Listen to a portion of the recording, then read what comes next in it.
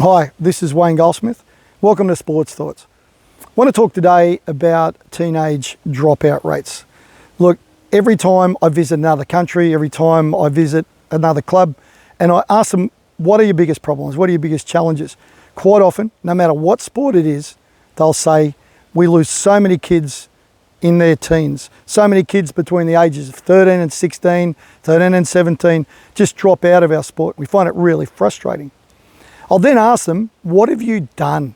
What have you actually done? What sort of things have you put in place to try and address teenage dropout?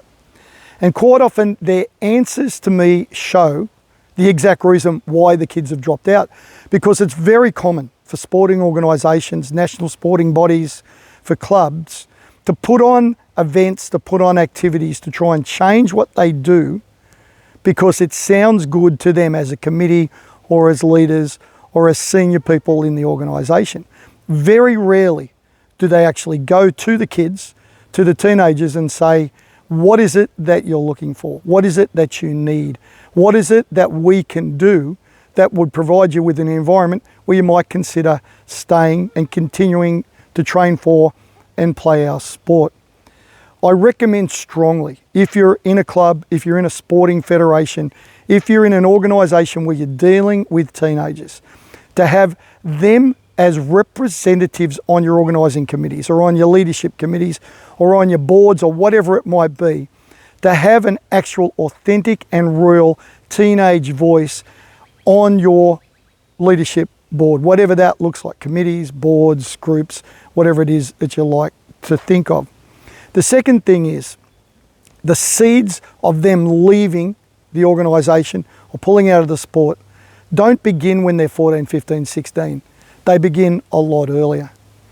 If you've got a strong relationship with the kids in your program, national program, state program, regional program, club program, if you've got a strong relationship, if they feel like they really belong, if they're enjoying their journey, if they're learning, growing and getting better, if they've got respect for and respect from their coach, if the competition environment is consistent with the sort of competitive environments that they're looking for, they don't consider leaving.